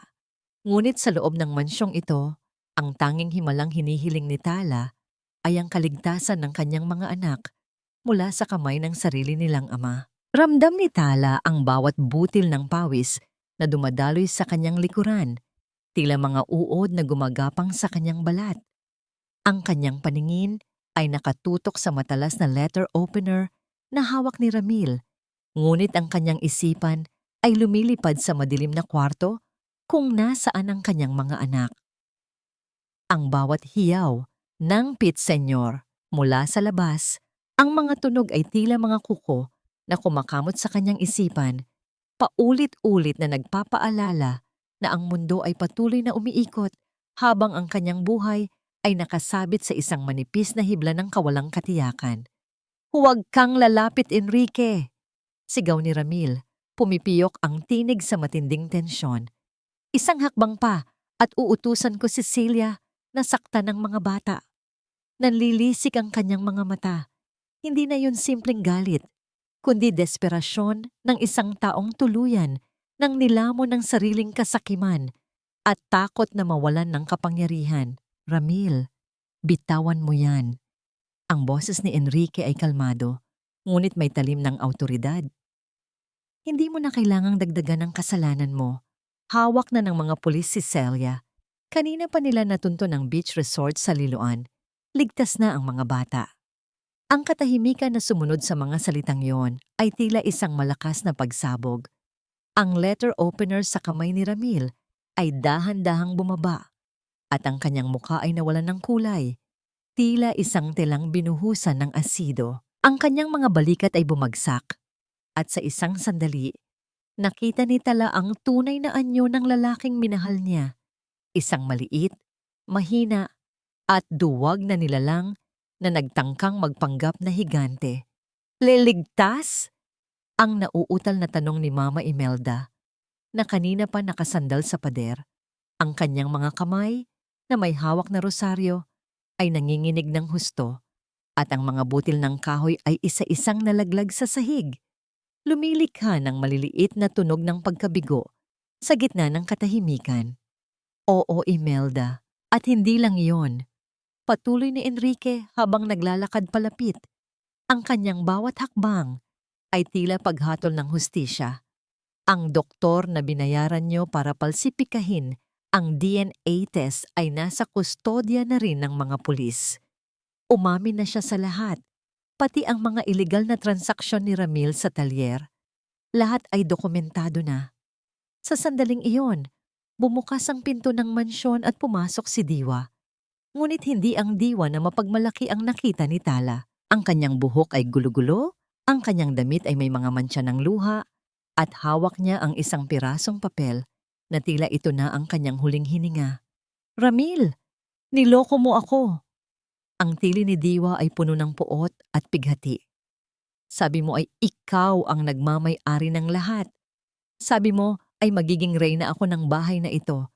Pero ang totoo, wala kang kahit ano, kundi ang mga utang na ipinangalan mo sa akin. Lumingon si Tala sa babaeng sumira sa kanyang pamilya. Isang golden moment ang naganap nang makita niya ang sariling refleksyon sa mga mata ni Diwa. Pareho silang biktima ng isang lalaking walang ibang minahal kundi ang sarili niya. Ngunit ang pagkakaiba, si Tala ay bumangon habang si Diwa ay tuluyan ng nalubog sa putik na siya rin ang may gawa. Tapos na ang palabas, Ramil. Ang boses ni Tala ay puno ng kapayapaan na tila isang dalampasigan pagkatapos ng malakas na bagyo. Makaalis ka na sa bahay ko at isama mo na ang iyong ina at ang iyong kabit. Ang bawat hibla ng kurtina, ang bawat butil ng alikabok sa bahay na ito ay hindi na inyo. Tala, pakiusap, patawarin mo ako. Ang pagluhod ni Ramil sa harap ni Tala ay tila isang eksena sa isang malungkot na dula. Ang kanyang mga luha ay dumadaloy, ngunit para kay Tala, ang mga luhang yon ay tila mga patak ng tubig sa disyerto, walang saysay at huli na. Ang patawad ay ibinibigay sa mga taong nagkamali, Ramil, hindi sa mga taong pumatay sa tiwala at nagtangkang pumatay sa sariling mga anak. Sagot ni Tala, habang dahan-dahang tumatalikod. Inalalayan ng mga pulis si Ramil at si Imelda palabas ng mansyon. Ang bawat hakbang ng matanda ay tila isang pag-amin ng kanyang pagkatalo. Ang kanyang rosaryo ay naiwang nakakalat sa sahig, tila mga luhang kahoy na wala ng silbi. Si Diwa naman ay naiwang nakaupo sa hagdan, umiiyak ng walang tigil habang hawak ang mga dokumentong nagpapatunay ng kanyang sariling pagkawasak. Naiwan si Tala at Enrique sa gitna ng sala. Ang katahimikan ay tila isang mainit na kumot na bumabalot sa kanila.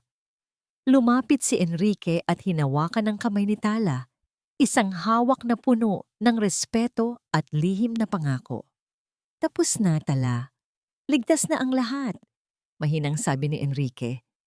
Ngunit bago pa makasagot si Tala, tumunog ang kanyang telepono. Isang tawag mula sa ospital kung saan dinala ang mga bata para sa check-up. Mrs. Garcia, kailangan niyo pong pumunta rito agad. Ligtas po ang mga bata, pero may natuklasan kaming isang bagay sa dugo ni Lita na kailangan niyong malaman. May kinalaman ito sa gamot na ibinigay sa kanya ni Celia. Ang puso ni Tala ay muling bumagsak.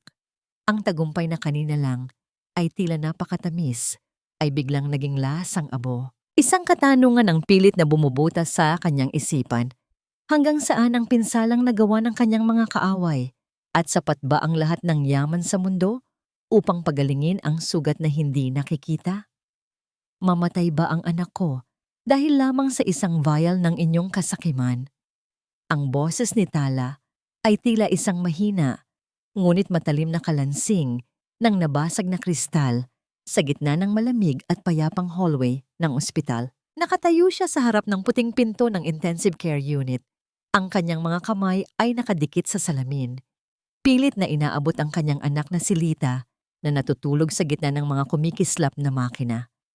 Ang irony ng sitwasyon ay tila isang malupit na biro ng tadhana. 12 taon niyang pinrotektahan ang kanyang mga anak mula sa hirap ng mundo, ngunit ang tunay na panganib ay nanggaling pala sa mga taong itinuring nilang pamilya. Ramdam ni Tala ang bawat tibok ng kanyang puso na tila isang mabigat na tambol na nagpapayanig sa kanyang buong pagkatao. Ang amoy ng alkohol at gamot sa paligid ay tila sumasakal sa kanya, nagpapaalala sa bawat segundo ng kawalang katiyakan. Ang kanyang paningin ay lumalabo dahil sa mga luhang pilit niyang pinipigilan. Ayaw niyang makita siya ng kanyang anak na mahina. Kahit na alam niyang hindi siya nito naririnig, ang bawat ritmo ng makinang nagbabantay sa tibok ng puso ni Lita ay tila isang orasan na nagbibilang ng bawat sandaling ninakaw sa kanila. Tala, kumalma ka, sabi ng doktor, na agapan ng lason. Ang sedatibong ibinigay ni Celia ay matapang, pero malakas ang bata. Ang mahinang bulong ni Enrique habang inilalagay ang kanyang mainit na palad sa balikat ni Tala. Paano ako kakalma, Enrique? Ang boses ni Tala ay puno ng pait at pighati. Habang abala ako sa pagsalba ng negosyo, hindi ko na malayang ang sarili kong anak ay unti-unting sinasaktan ng mismong kapatid ko. Mabigat na wika niya. Walang halaga ang bawat sentimo ng yaman kung kapalit nito ang isa sa aking mga anghel. Parang biglang naubos ang lakas ni Tala. Dahan-dahan siyang napaupo sa matigas na plastik na upuan sa labas ng silid. Nanlalamig ang kanyang mga kamay at ang kanyang katawan ay tila naging hungkag, parang isang kabibe na minsang nagluwal ng perlas, ngunit ngayoy basag at walang laman. Doon sa gitna ng katahimikan, isang golden moment ang naganap nang lumapit si Lito at tahimik na yumakap sa kanyang baywang. Walang imik ang bata. Ngunit ang bawat patak ng luha nito na tumatago sa suot na blusa ni Tala ay mas malakas pa sa anumang sigaw. Hinaplos ni Tala ang buhok ng kanyang anak at sa sandaling iyon, naramdaman niya ang bigat ng responsibilidad na hindi lamang bumangon, kundi ang maging kanlungan ng kanyang mga anak sa gitna ng wasak na mundo. Habang naghihintay, dumating ang balita mula sa presinto. Si Celia ay tuluyan ng bumigay at umamin sa lahat ng utos ni Imelda at Ramil. Ang bawat dumi ng kanilang plano ay lumabas na sa liwanag. Si Ramil ay nasa loob ng rehas, hindi dahil sa utang, kundi dahil sa pagiging kasabwat sa kidnapping at child endangerment. Si Imelda naman, ang babaeng laging may hawak na rosaryo, ay hindi na makatingin ng diretso sa kahit kanino dahil sa tindi ng hiya na bumabalot sa kanyang pangalan sa buong Cebu. Ngunit para kay Tala, ang hustisya ay hindi na lasang matamis. Ito ay lasang abo.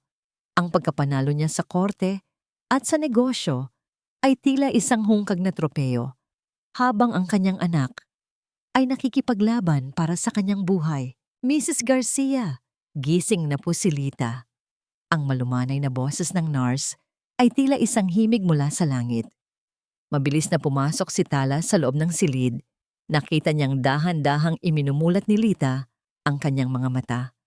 Ang unang salitang lumabas sa mga labi ng bata ay hindi daddy, kundi ang pangalan ng kanyang ina. Mami, sorry po. Hindi ko po naubos ang pagkain. Mahinang bulong ni Lita.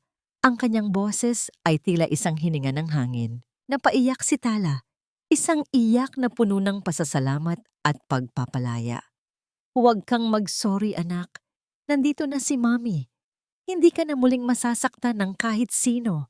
Hinding-hindi na. Sa paglipas ng mga araw, unti-unting bumalik ang kulay sa pisngi ni Lita. Ang mansyon na dati ay puno ng dumi ng kasinungalingan ay dahan-dahan nang nililinis ni Tala. Ang bawat gamit na nagpapaalala kay Ramil at Imelda ay ipinamigay o itinapon na niya.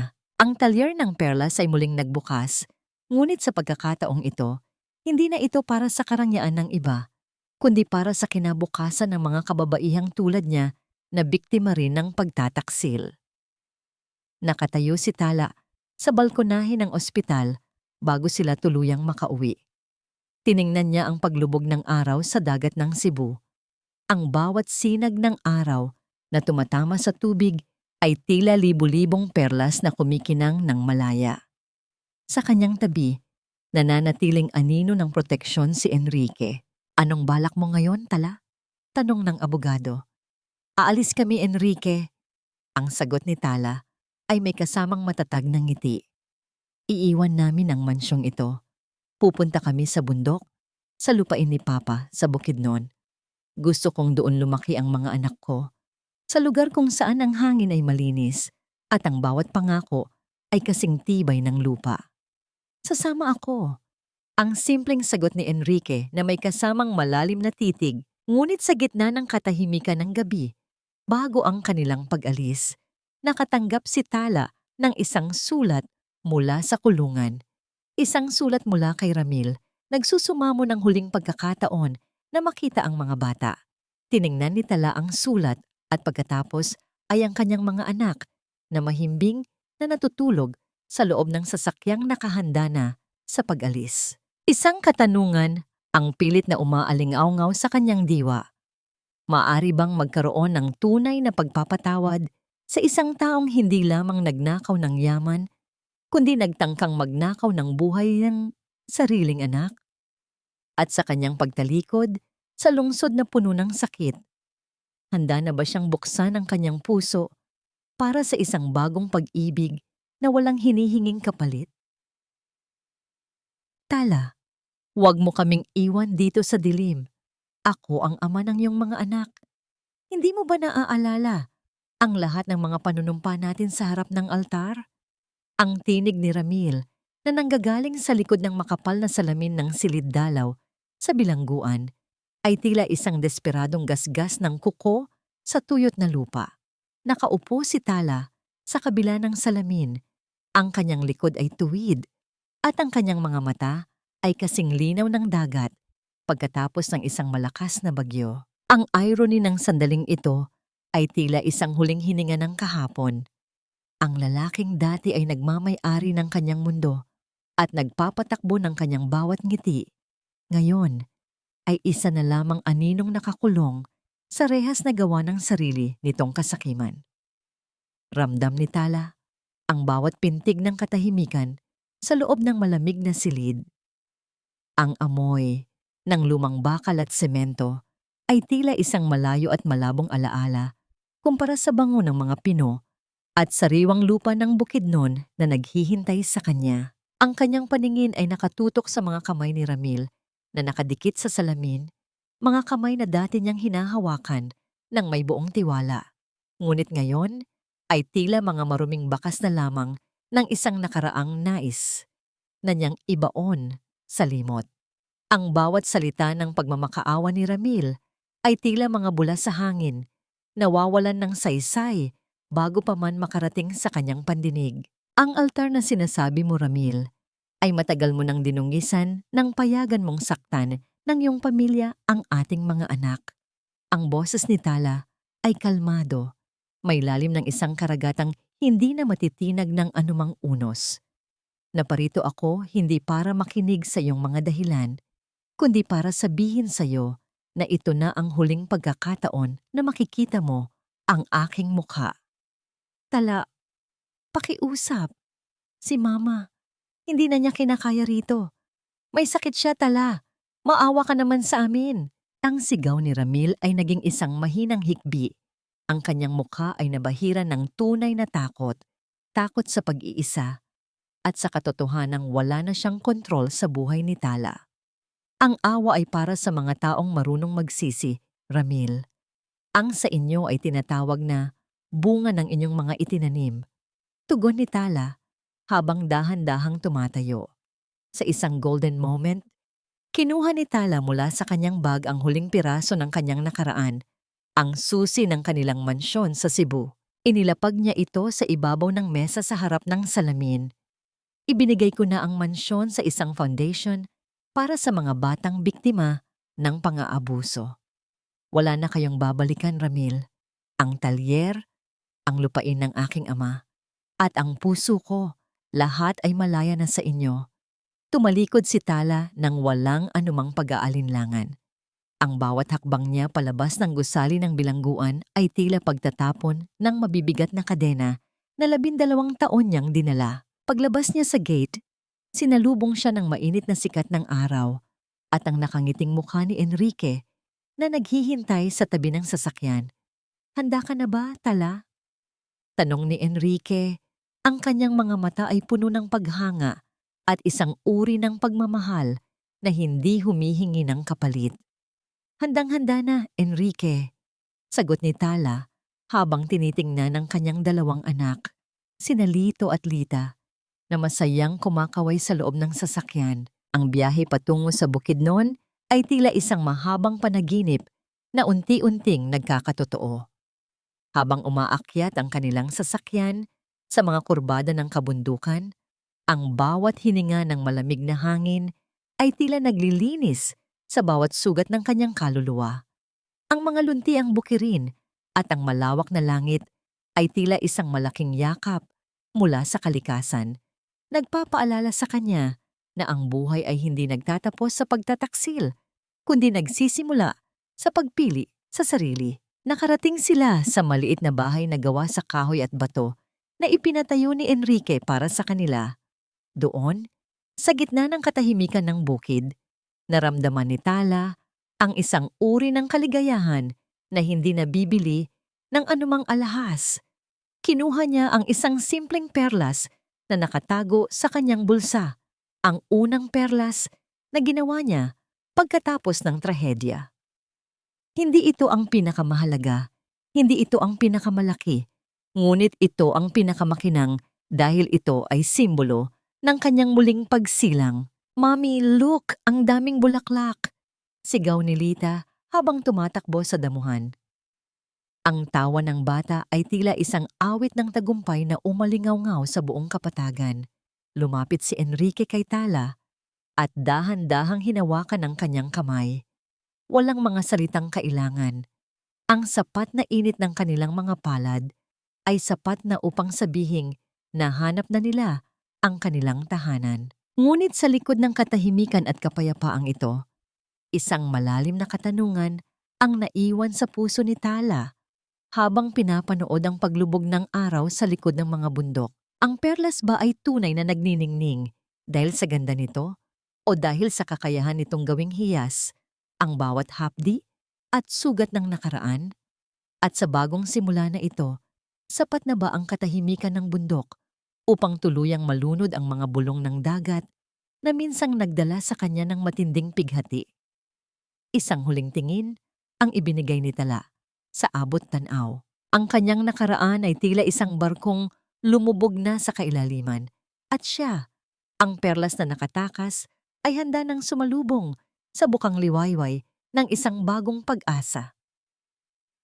Ang malamig na simoy ng hangin sa Bukidnon ay tila isang malambot na haplos ng sutla sa pisngi ni Tala habang siya ay nakatayo sa gitna ng kanyang taniman ng mga kape at bulaklak.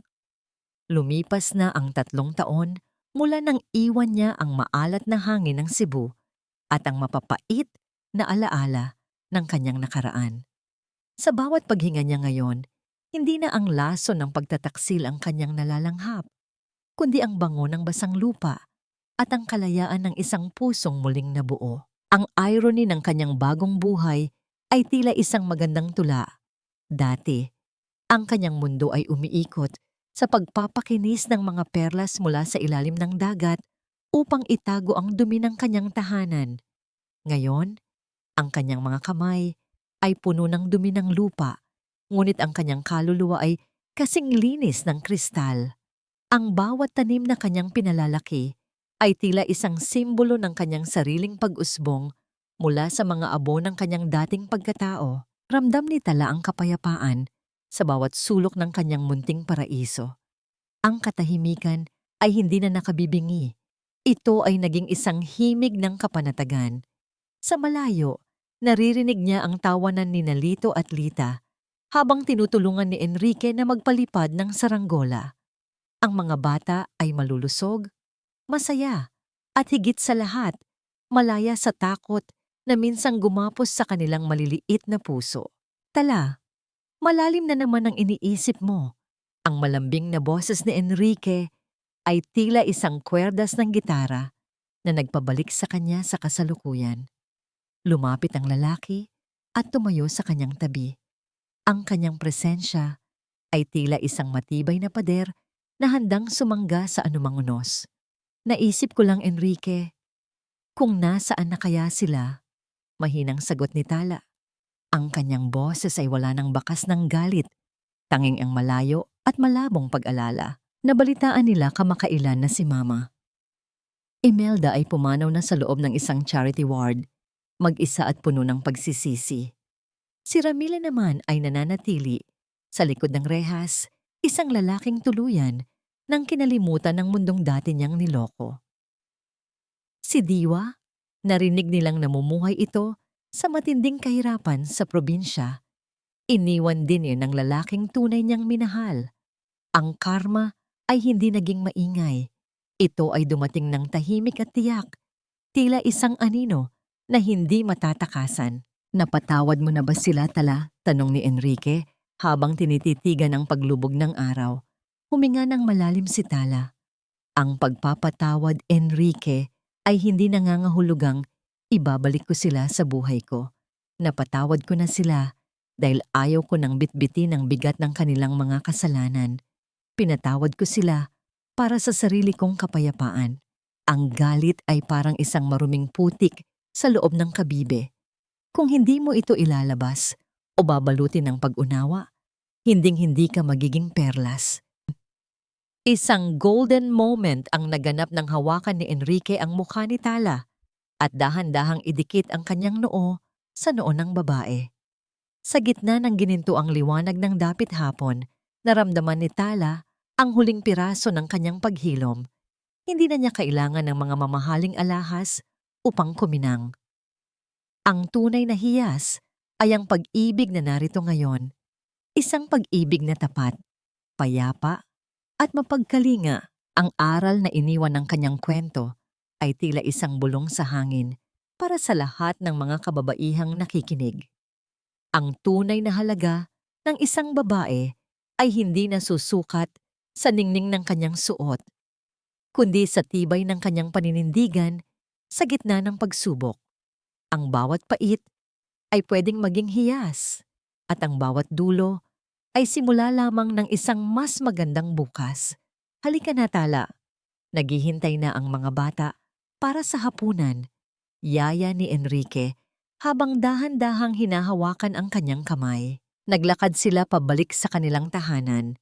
Ang kanilang mga anino ay nag-iisa sa ilalim ng namumuong mga bituin. Ang perlas ng Cebu ay natagpuan na, ang kanyang tunay na kislap sa gitna ng mga bundok ng Bukidnon. Ang kwento ng Ang Huwad na Hiyas ay nagtatapos dito, hindi sa isang marangyang kasalan, kundi sa isang payapang hapunan, sa ilalim ng isang langit na puno ng pag-asa at sa piling ng mga taong tunay na nagmamahal. Dahil sa huli, ang pinakamahalagang perlas ay ang ating sariling kaluluwa. Malaya, nagniningning, at hindi na muling madudungisan ng anumang kasinungalingan.